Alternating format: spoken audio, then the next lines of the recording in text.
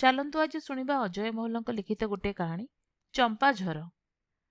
ଆମ ଗାଁ ଉତ୍ତର ପୂର୍ବ ଦିଗ ମଡ଼େଇ ଜୋରଟିଏ ବହୁଛି। ଜୋର ପାର ହେଲା ପରେ ସେହି ଦିଗରେ ପଡ଼ୁଥିବା ପ୍ରଥମ ଗାଁ ଗୋପାଳପୁର। ତା ଆଗକୁ ଗଲେ ପ୍ରତାପପୁର। ପ୍ରତାପପୁରକୁ ଲାଗି ରହିଛି ଲମ୍ବା ନଣ୍ଡାମୁଣ୍ଡିଆ ପାହାଡ଼ଟିଏ। ସେଇ ପାହାଡ଼ଟି ଲମ୍ବି ଆସିଛି ଜଗନ୍ନାଥ ସଡ଼କକୁ ଲାଗି ରହିଥିବା ନେଉଳପୁର ଗାଁରୁ। ଦେଖିବାକୁ ଗଲେ ପ୍ରତାପପୁର ଗାଁଟି ପାହାଡ଼ ତଳି କେହି ଘର ବିଶିଷ୍ଟ ପଲ୍ଲୀ ଗାଁଟିଏ। ମୁଁ ଆଖପାଖ ଗାଁର କୌଣସି ଲୋକଙ୍କୁ ଜାଣିନଥାଏ। ସେ ଗାଁର ବି ସେମିତି କୌଣସି ନାମଜାଦା ଲୋକଟିଏକୁ ମୁଁ ଜାଣିନଥିଲି। କିନ୍ତୁ ଗୋପାଳପୁଅ ଗାଁର ଅନାଦି ସାହୁଙ୍କୁ ସମସ୍ତେ ଜାଣିଥିଲେ। ଆଖପାଖ ଗାଁର ବିବାହ ନିମନ୍ତ ପଡ଼ିଲେ ତାଙ୍କୁ ଆଗ ନିମନ୍ତ୍ରଣ କାର୍ଡ଼ ପଠାଯାଏ। ତାଙ୍କର ଧାନକୁଟା କଳ ସହ ଆଇସ୍କ୍ରିମ୍ ଫ୍ୟାକ୍ଟ୍ରିଟିଏ ଥାଏ। ଆଇସ୍କ୍ରିମ୍ ଫ୍ୟାକ୍ଟ୍ରିଟି ଛୋଟ ଛୁଆମାନଙ୍କ ପାଇଁ ବହୁତ ବଡ଼ ଆକର୍ଷଣ ଥିଲା। ସେଠି ଦୁଧ ଧଳା, ଗୋଲାପୀ ଆଉ ହଳଦିଆ ରଙ୍ଗର ଆଇସ୍କ୍ରିମ୍ ସବୁ ତିଆରି ହେଉଥିଲା। ଆମ ସ୍ୱପ୍ନର ଏହି କାରଖାନା ଠିକ୍ ଆମ ଗାଁଠାରୁ ମାତ୍ର 1 କିଲୋମିଟର ଦୂରରେ ଥିଲା। କେବଳ ପାରାଦୀପ ବନ୍ଦର ଆଡ଼କୁ ଯାଉଥିବା ପିଚୁ ସଡ଼କକୁ ତା ଲାଗି ଡେଇଁବାକୁ ପଡ଼ିବ। ପିଚୁ ସଡ଼କ ଆମ ଗାଁର ସବୁ ମାଆମାନଙ୍କ ପାଇଁ କଟକଣାର ରେଖା ଯେମିତି। ପିଲାମାନଙ୍କୁ ସେମାନେ ରୋଡ଼ ଉପରକୁ ସାଧାରଣ ପରିସ୍ଥିତିରେ ଛାଡ଼ିବେନି। କେତେବେଳେ କେଉଁ ଗାଡ଼ି ଆସିଯିବ ଯେ। ମୋ ଭଳି ଛୁଆମାନଙ୍କ ଭିତରେ ପିଚୁ ସଡ଼କର ଭୟ ଏତେ ବସାଇ ଦିଆଯାଇଛି ଯେ ଆଜି ବି ଚାଲିଲା ବେଳେ ରାସ୍ତା କଡ଼ରେ ଚାଲେ। ଅନାବଶ୍ୟକ ପୁରୁଷ ପଣିଆ ଦେଖାଇ ପିଚୁ ସଡ଼କ ଉପରେ ଚାଲିବା ପାଇଁ ମନ କହେନା। ଧାବମାନ ଯାନ୍ତ୍ରିକ ଦ୍ୱିତୀୟମାନଙ୍କୁ ଅଣଦେଖା କରିବା ଅର୍ଥ ହେଲା ନିଜ ମୃତ୍ୟୁକୁ ନିମନ୍ତ୍ରଣ ଦେବା।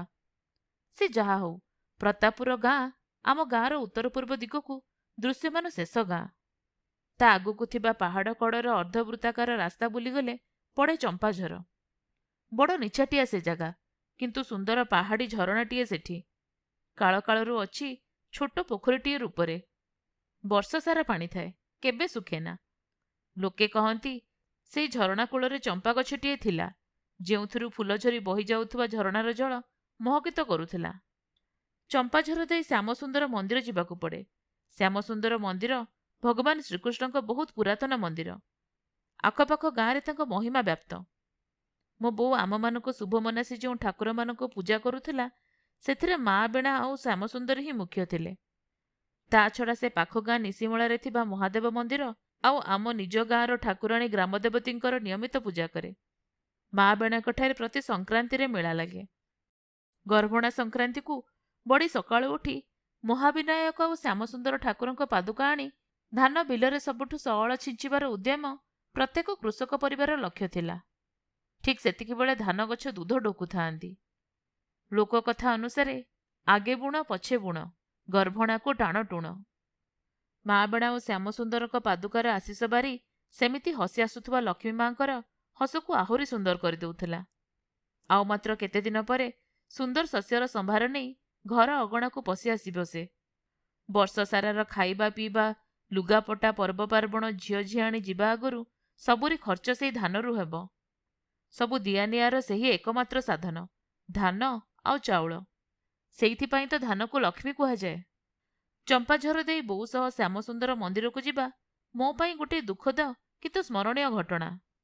ସେତେବେଳେ ମୋ ବାପା କଟକ ବଡ଼ ଡାକ୍ତରଖାନାରେ ମୃତ୍ୟୁ ସହ ଲଢ଼ୁଥାନ୍ତି। ମୁଁ ଠିକ୍ ରୂପେ ଜାଣିନି କେଉଁ ଅଜଣା ବ୍ୟାଧିରେ ସେ ପୀଡ଼ିତ ଥିଲେ। କଥା ଉଠିଲା ତାଙ୍କର ପେଟର ଅପରେସନ୍ ହେବ। ଅପରେସନ୍ ପରେ ପୁଣି ଥରେ ତାଙ୍କର ସବୁକିଛି ଠିକ୍ ହୋଇଯିବ। ଏ ମନ୍ତ୍ର କିଏ ମୋ ବାପା ମୁଣ୍ଡରେ ପୂରେଇ ଦେଇଥିଲା। ସେତେବେଳେ କେହି ବଡ଼ ଲୋକ ଚିହ୍ନା ନାହିଁ, ଜଣା ନାହିଁ, ଆଉ ପାଖରେ ପଇସା ବି ନାହିଁ। ଶେଷ ନିଷ୍ପତ୍ତି ନେଇ ବାପା ମନରେ ସାହସ ବାନ୍ଧିଲେ। ସୋମବାର ବଡ଼ ଓଷାରେ ଜନ୍ମ ହୋଇଥିବା ମୋ ବାପା ସୋମବାରକୁ ଶୁଭ ମନ କରି ବସିଲେ କଟକ ଆଡ଼େ ଯାଉଥିବା ମୋଟର ଗାଡ଼ିରେ। ମନରେ ବହୁତ ବଡ଼ ଆଶା ଥିଲା ଭଲ ହୋଇଯିବେ ବୋଲି। ଭାଇ ଭଉଣୀ ଆମେମାନେ ନିଜ ନିଜ ଖେଳରେ ହଜିଗଲୁ। ଆମେ କାହିଁ ଜାଣିବୁ ବାପା କେଉଁ ଆଡ଼େ ଆଉ କାହିଁକି ଯାଉଛନ୍ତି? ଆମେ କେମିତି ଜାଣିବୁ ସେ ବାହାରି ପଡ଼ିଥିଲେ ଏକ ଅଫେରା ରାସ୍ତାରେ? ସେ ଯାହା ହଉ, ଏହିପରି ସମୟରେ ବାପାଙ୍କ ଜୀବନ ରକ୍ଷା କାମନା କରି ମୋ ବୋଉ ବାହାରିଥିଲା ଶ୍ୟାମସୁନ୍ଦର ମନ୍ଦିରକୁ। ହାତରେ ଛୋଟ ପିତ୍ତଳ ଲୋଟାରେ ଗାଈର କଞ୍ଚା କ୍ଷୀର ନେଇ, ଯାହା ବଦଳରେ ମନ୍ଦିରରୁ ପାଦୁକା ନେଇ ଫେରିବା ଆଶୀର୍ବାଦ ରୂପରେ। ଶ୍ୟାମସୁନ୍ଦରଙ୍କ ସୁନ୍ଦର ମନ୍ଦିର ମା ବେଣା ମନ୍ଦିରଠୁ କେତେ ଅଧିକ ଦୂର। ମା ବେଣା ଅପେକ୍ଷାକୃତ ପାଖରେ ହୋଇଥିବା ଯୋଗୁଁ ସେଠିକୁ ଅଧିକ ଗ୍ରାମବାସୀ ଯାଆନ୍ତି। ବୋଉ ବି ସେଠିକୁ କେଇଥର ଯାଇସାରିଥିଲା।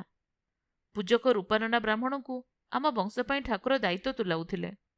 ବୋଉ ତାଙ୍କୁ ଖଞ୍ଜାଇ ରଖିଛି ଠାକୁରଙ୍କ ପାଖରେ ନିୟମିତ ଫୁଲ ଚଢ଼େଇବାକୁ। ପିଲାଛୁଆଙ୍କୁ ମିଶାଇ ଘରର ସମସ୍ତ ସଦସ୍ୟଙ୍କ ନାଁ ତାଙ୍କୁ କୁହାଯାଇଛି।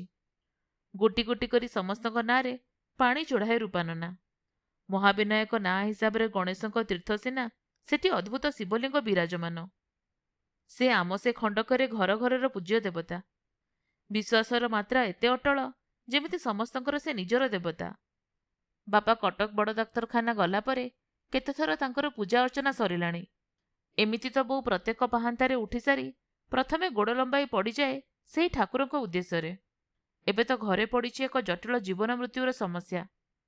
ମୋ ବୋଉ ବାହାରିଛି ଶ୍ୟାମସୁନ୍ଦର ଠାକୁରଙ୍କୁ ମନାଇବା ପାଇଁ ଚମ୍ପାଝର ରାସ୍ତାରେ। ମୁଁ ଚାଲିଛି ତା ପଛେ ପଛେ।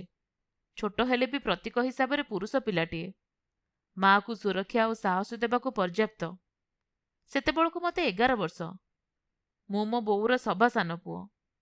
ଭଗବାନଙ୍କ ନାଁ ନେଇ ବାପାଙ୍କର ଜୀବନ ଭିକ୍ଷା କରି ଚାଲୁଥିଲା ମୋ ମା ହରିଣୀ। ତା ପଛରେ ଏପଟ ସେପଟ ଅନାଇ ମୁଁ ସେ ନୂଆ ରାସ୍ତାରେ ଚାଲିଥିଲି ଶିଶୁ ଶାବକଟିଏ ପରି। ଉଦାସ ମୁହଁଟିଏ ନେଇ ଖାଲି ପାଦରେ ବାଟ ଚଲା। ଏସବୁ କଥା ଲେଖିଲା ବେଳେ ଗୋଟିଏ କଥା ମନେ ପଡ଼େ, ଯାହା କିଛିଟା ପ୍ରାସଙ୍ଗିକ। ଘରେ କାହାର ସକାଳୁ ଉଠିବାରେ ଡେରି ହେଲେ ବୋଉ ବହୁତ ରାଗେ। କାମ କରୁ କରୁ ନାନା କଥା ଶୁଣାଏ। ଯଦି ପୁନେଇ କିମ୍ବା ସଂକ୍ରାନ୍ତି ହୋଇଥାଏ ତେବେ ଡେରି ପର୍ଯ୍ୟନ୍ତ ଶୋଇ ରହିଲେ ଅବସ୍ଥା ଆହୁରି ସାଂଘାତିକ ହୋଇଯାଏ। ଏହା ସ୍ୱାଭାବିକ। ମୋ ବୋଉ ମୁହଁ ଅନ୍ଧାର ଥିବାବେଳେ ଉଠିଯାଏ, ଆଉ ତାର ନିତ୍ୟକର୍ମ ସାରିଦିଏ। ବାଡ଼ି ଘର ଦ୍ୱାର ଖରକା, ଗୋବର ପାଣି ଛିଡ଼କା, ଚୁଲି ଲିପା ଆଉ ଗୋରୁ ଗୁହାଳ ପୋଛା ନିତିଦିନିଆ କାମ। ଉଠିବାରେ ଡେରି ହେଲେ ବୋଉ କେତେ ପ୍ରକାରର କଟୁକଥା କହେ। ଏମାନେ ଶୋଇଛନ୍ତି, ଏ ଘରେ ଲକ୍ଷ୍ମୀ ରହିବ? ମୂଲିଆ କାମ କରିବାକୁ ଆସିଲେଣି, ଆଉ ଏମାନେ ଶୋଇଛନ୍ତି। ମା ବେଣାରୁ ପାଦୁକା ଆଣି ସମସ୍ତେ ବିଲକୁ ବାହାରିଗଲେଣି, ଏମାନେ ଶୋଇଛନ୍ତି, ଇତ୍ୟାଦି ଇତ୍ୟାଦି। ଏଇସବୁ କଥା ଶୁଣିଲେ ସୁଖନିଦ୍ରା ନେଉଥିବା ଆମ ସମସ୍ତଙ୍କୁ ଭାରି କଷ୍ଟ ହୁଏ। କିନ୍ତୁ ଏସବୁ କହିବାର ମର୍ମ ଏହା, ସାରା ଦୁନିଆ ଆଗେଇ ଚାଲିଛି ପେଟ ପାଟଣା ଲାଗି, ଆଉ ଆମମାନଙ୍କ ଭିତରୁ ଏହା ଲାଗି କାହାରି ବି ଚିନ୍ତା ନାହିଁ। ଗୋଟିଏ ପଟେ ଗତିଶୀଳ ଦୁନିଆ, ଆଉ ଅନ୍ୟପଟେ ମୋ ମାର ସଂସାର ସେମିତି ଜଡ଼, ସ୍ଥିର, ପ୍ରଗତିହୀନ ଆଉ ଚିନ୍ତାହୀନ। ବୋଉ ଏ ସ୍ଥିରତାକୁ ହଲେଇ ଦିଏ ଆମମାନଙ୍କୁ ଗାଳି ଦେଇ, ଅସନ୍ତୋଷ ବ୍ୟକ୍ତ କରି। ମନରେ ଭୟ ଲାଗେ ତାର ଏ ଅସନ୍ତୋଷକୁ ନେଇ। ଆମେ ଜାଣିଥାଉ ତା ମନରେ ଯେତେବେଳେ ଅସନ୍ତୋଷର ନିଆଁ ଲାଗିଛି ତାହା ଏତେ ଶୀଘ୍ର ନିର୍ବାପିତ ହେବନି। କଟୁକ୍ତିର ଅନବରତ ଧାରା ଛୁଟିବ ଏହାପରେ। ତେଣୁ ଉଠିଯିବା ହିଁ ଶ୍ରେୟସ୍କର। ଦାନ୍ତକାଠି ଆଉ ଗଇଁଠା ପାଉଁଶରେ ହୁଏ ଦାନ୍ତ ଘଷା। ପୁଣି ଏକ ସୁଖ ଦୁଃଖ ସଂସାରର ଶୁଭାରମ୍ଭ। ଗୋଟିଏ ପଟେ ସବୁଠୁ ପ୍ରଥମେ ସକାଳ ଉଠି ବାରପାଇଟି କରି ବାଡ଼ିରୁ ଅଗଣା ଆଉ ଅଗଣାରୁ ବାଡ଼ି ହୋଇ ଘରକୁ ଦେଖୁଥିବା କର୍ମଶୀଳ ମା ମୋର, ଆଉ ଅନ୍ୟପଟେ ଆଖି ବୁଜି ବିଛଣାରେ ସ୍ଥାଣୁବତ ପଡ଼ି ରହିଥିବା ମୋ ପ୍ରତିକ୍ରିୟାହୀନ ବାପା। ସହିଷ୍ଣୁତା ବୋଉକୁ ସାଥି ଦେଲା ନାହିଁ। ଗରାରେ ଗରାଏ ପାଣି ଆଣି ଢାଳିଦେଲା ବାପା ଉପରେ। ଝଟପଟ ହୋଇ ଉଠିଗଲେ ବାପା। ମୋ ବୋଉର ବଡ଼ ଯା, ଯାହାକୁ ଆମେ ବଡ଼ ବୋଉ କହୁ, ଆଉ ଆମ ଖଞ୍ଜାର ଅନ୍ୟ ଗୁରୁଜନମାନେ ହସିଲେ ଏ କଥାକୁ ନେଇ। ଘରେ ବାପା ଆଉ ବୋଉଙ୍କ ଭିତରେ ବହୁତ ଝଗଡ଼ା ହୋଇଥିଲା ସେଦିନ। ନିଜ ପତି ଉପରେ କେବେ ଏହିପରି ନିଜର ଅସନ୍ତୋଷ ପ୍ରକଟ କରୁଥିବା ଧର୍ମପତ୍ନୀ ଆଜି ବାହାରି ପଡ଼ିଛି ଶ୍ୟାମସୁନ୍ଦରଙ୍କ ପାଖକୁ ତାଙ୍କ ଶୁଭକାମନା କରି। ଛୋଟ ପିତ୍ତଳ ଲୋଟାରେ କେଇ ମିଲିଲିଟର କଞ୍ଚା ଗାଈ କ୍ଷୀର ବଦଳରେ ମାଗିବାକୁ ଯାଉଛି ଗୋଟେ ମଣିଷର ଜୀବନ, ତାହା ପୁଣି ଗୋଟିଏ ପାଷାଣ ମୂର୍ତ୍ତି ପାଖରୁ। ଧନ୍ୟ ଏହି ପରମ୍ପରା, ଯାହା ଅଜଣାରେ ନାରୀ ମନରେ ଲେଖିଦେଇଛି ତାର ସୀମା, କର୍ତ୍ତବ୍ୟ, ନୀତି ଆଉ ଧର୍ମ। କିଏ ଜାଣିଥିଲା କାର୍ତ୍ତିକ ମାସର ଶୁଭ ସୋମବାରରେ ଆରୋଗ୍ୟ ନିମିତ୍ତ ଘରୁ ବାହାରକୁ ପାଦ ରଖିଥିବା ଶିବଙ୍କର ପ୍ରିୟପୁତ୍ର କଟକ ବଡ଼ ଡାକ୍ତରଖାନାରୁ କପଡ଼ା ଗୁଡ଼ା ହୋଇ ଫେରିବ ଅଶୁଭ ସମାଚାରଟିଏ ହୋଇ। କଟକରୁ ଫେରିବା ପରେ ମୋ ବାପା ତୁଚ୍ଛା ଦାଣ୍ଡଟାରେ ଶୋଇ ରହିଥିଲେ। ଡିସେମ୍ବରର ଶୀତରେ, ଅନ୍ଧାରରେ। ଘେରି ରହିଥିଲେ ଗାଁ ଲୋକେ। ଷଷ୍ଠ ଶ୍ରେଣୀରେ ପଢ଼ୁଥିବା 11 ବର୍ଷର ଦାୟିତ୍ୱଶୂନ୍ୟ ବାଳକ। ମୁଁ ବି ଛିଡ଼ା ହୋଇଥିଲି ସେହି ଅନ୍ଧାରରେ, ଭିଡ଼ ଭିତରେ ଏକୁଟିଆ, ଆଉ ସାଧାରଣ ଦେଖଣାହାରୀଙ୍କ ଭିତରେ। ଘର ଭିତରୁ ତୁହାଇ ତୁହାଇ କାନ୍ଦୁଥିବା ମୋ ବୋଉର କରୁଣ କ୍ରନ୍ଦନ ଭାସି ଆସୁଥିଲା। ମୁଁ କାକୁସ୍ଥ ହୋଇ ଦେଖୁଥିଲି ବଡ଼ ଲୋକମାନେ କ'ଣ ସବୁ ମୋ ବାପାର ଦେହ ସହ କରିବାକୁ ଯାଉଥିଲେ। ମୋ ବାପାର ମୁହଁ ଦେଖିବାକୁ କେହି ଦେଇନଥିଲେ ମୋତେ।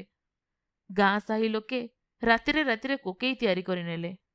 ବଡ଼ ଲୋକେ ସ୍ଥିର କରିଥିଲେ ମୋ ବାପାଙ୍କୁ ପୋତି ଦିଆଯିବ। ଅସ୍ୱାଭାବିକ ମୃତ୍ୟୁରେ ଡାକ୍ତରଖାନାରୁ ଫେରିଛନ୍ତି ନା, ବୋଧେ ସେଥିପାଇଁ। ମୁଁ ବି ଆଜି କହିପାରିବିନି ଚିତାଗ୍ନିର ପବିତ୍ର ସ୍ପର୍ଶ ତାଙ୍କୁ କାହିଁ ଦିଆଗଲା ନାହିଁ ବୋଲି। ମୋ ବୋଉ ବୋଧେ ଏହାର କିଛି ଉତ୍ତର ଦେଇପାରିଥାନ୍ତା। ସେ ବି ତ ଆଜି ନାହିଁ।